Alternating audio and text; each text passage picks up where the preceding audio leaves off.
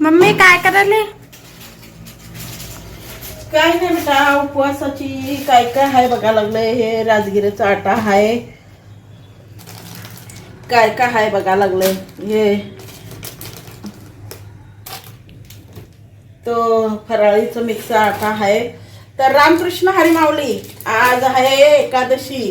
तर सगळ्यांना एकादशीच्या हार्दिक हार्दिक शुभेच्छा. श्री स्वामी समर्थ. तर चला, तर मग आता फराळीला लागूया करायला.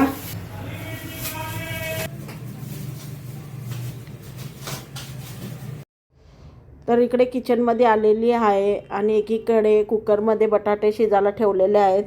तर इकडे तेल, काल तेल आणलं होतं ना, तर ते फोडायचं बाकी होतं. तर तेल एका कॅन्टमध्ये घालून ठेवते. आणि इकडे काजलचे पप्पा मला आतल्या खोलीतनं साबुदाणा वगैरे सगळं आणून देत आहेत. दही वगैरे आम्ही सगळं आतमधल्या खोलीतच ठेवतो ना, म्हणजे इकडे तर बघा दही दाखवते.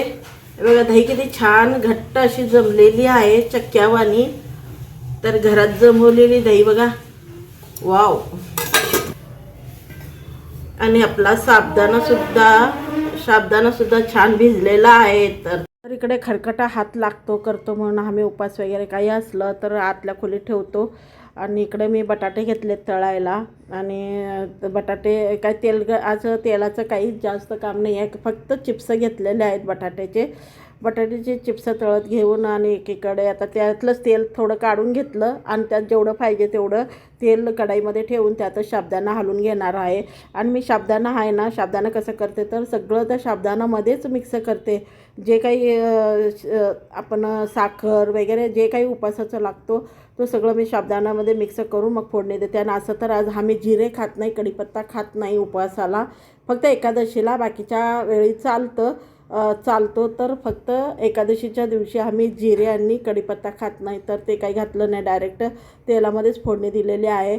आणि एकीकडे म्हटलं तर भात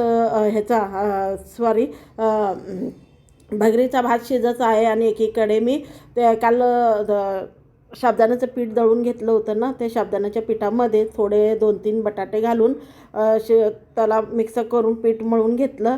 आणि असे छान म्हणजे थालपीठ म्हणता या चपाती म्हणता, मी तर साबुदाण्याची चपाती म्हणतो आम्ही. तर ती केलेली आहे. आणि काही रेसिपी काही शूट केलेली नाही, कारण गडबड होऊ लागली. ती सकाळचा टाईम होता आणि काजलच्या पप्पाचा उपास होता, आमचा सगळ्याचाच उपास होता. तर माझं आमटी उकळत आहे. भगरीचा भात केला म्हटल्यावर आमटी तर पाहिजे की नाही, शेंगदाण्याची. तर एकीकडे शेंगदाण्याची आमटी केलेली आहे. माझं झालेलं आहे. गॅस म्हटलं तसंच जरा कापडानं पुसून घ्यावं, खाली काही सांडलं केलेलं. तर झालेलं आहे. साईडला सरकवते, गॅसवर सरकून ठेवते. आणि मग चला, तर मग पहिले देवाला नैवेद्य दाखवायचा आहे. पहिले देवांना नैवेद्य दाखवते. तर देवाला नैवेद्य दाखवायसाठी ताट तयार केलेलं आहे. तर मी काय काय केलं आहे बघा. साबुदाण्याची चपाती म्हणता, पराठा म्हणता, ते केलेलं आहे. आणि बटाट्याची भाजी केलेली आहे. चिप्स तळून घेतलेला आहे. साबुदाणासुद्धा केलेला आहे. आणि गोडमध्ये म्हटलं तर शिरा केलेला आहे. शिरा राजगिराचा जो पीठ राहतो ना, त्याच्यापासून मी शिरा केलेला आहे. आणि दही ठेवलेली आहे. तर काजल आपलं नैवेद्य दाखवत आहे. भगरीचा भात केला आहे, आमटी केला आहे. एवढे आयटम केले, थोडंच केलेलं आहे, पण आयटम केलेली आहे एवढं. तर तुम्ही काय काय करता, तुम्ही काय खाता एकादशीला, या रोजच्या उपासामध्ये तुम्ही काय खाता? तर आम्ही तर एकादशी असलं तर मी एकादश, नवरात्री असलं तर असं करून घेतो. आणि असं जो आठवड्याचे 12 महिन्याचे उपास राहतात त्याच्यामध्ये फक्त साबुदाणा कधी भगर, ते तर काही मी उपास करतच नाही. तरीसुद्धा एखाद्या वेळेस केलं तर. आणि खाली बसूनच भांडे घासत आहे, कारण स्वयंपाक केल्यावर जरा तेल वगैरे सांडलं होतं. तर तळण्याचं काम म्हटल्यावर तेल सांडतोच खाली. तर खाली बसूनच म्हटलं भांडे घासून आपलं तेवढीच जागा तेलाची जी काही असेल ती स्वच्छ बी करता येतं, म्हणून मी खालीच भांडे ज्या वेळेला तेलाचं काम करते त्या टायमाला मी खाली बसून भांडे घासते. आणि मी उभारून, आपण बघा गडबडमध्ये आहे ना, उभारून मला जास्त पायात त्रास होतो, म्हणून मी जास्त काही जोर लावत नाही. आणि जेव्हा मला कढई वगैरे जास्त चांगलं घासायचं राहतं त्या टायमाला मात्र मी खाली बसूनच घासते, खाली बसूनच मी जास्त काम करते. तसंच आपले तेवढंच किचनसुद्धा धुतलं जातं.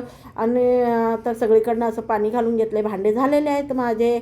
आणि तसंच म्हटलं चला सगळीकडनं पाणी घालून घ्यावं, जितकं होईल तितकं पाणी घालून खाली जरा घासून घेतलं हाताने. आणि भांडे घासल्यावर ते साबणाच्या ह्याच्याने स्वच्छ होऊन जातं. तर चला, तर मग अशी माझी कामं राहतात. देवाला नैवेद्य दाखवल्याबरोबर कसं ताट उचलायचं ना नैवेद्याचं, म्हणून 2 मिनटं देवाजवळ तसंच ठेवलेलं आहे. तोपर्यंत म्हटलं भांडे घासून घ्यावं आणि गॅससुद्धा क्लीन करून घ्यावं. तर भांडे झाले, खालचं सगळं झालं. आता वर गॅससुद्धा धुवून घेतला हातासारखं, गॅस पुसून घेतला, साईडच्या फरशासुद्धा पुसून घेतलं स्टाईल्स. तर म्हटलं एकदा काम करून घेतलं. आणि फराळ केल्यावर फराळीचं कसं राहतं आहे, हायवी राहतं आहे, जड होतं आहे. मग एकदा का फराळ केलं का म्हटलं परत कामं होत नाहीत. तर माझे कामं झालेले आहेत, आता फक्त फराळ करायचं आहे. तर बघा माझं किचन, माझे भांडे झालेले आहेत. आणि इकडे आहे देव. आणि इकडं मला आज फुलं भेटलेले नाहीत. फुलं भेटल्या नसल्यामुळं आहे ना माझी पूजा जरा आज अशीच साधी साधी वाटू लागलेली आहे.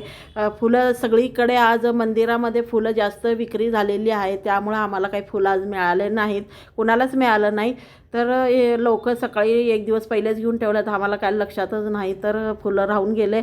तर चला, तर मग आमचं कामं झालेले आहेत. मी आणि काजल घेतलो आहे फराळ करायला. काजलचे पप्पा आता सकाळी त्यांना दूध केळं वगैरे दिलं होतं, पण ते काय 2-4 वाजता येतो म्हणल्यात. एवढं करता करता मला वाजले 3 वाजलेत. तर चला आता आम्ही घेतो फराळ. तर तुम्हीसुद्धा या फराळीला. आणि तुम्ही कधी घेता फराळ?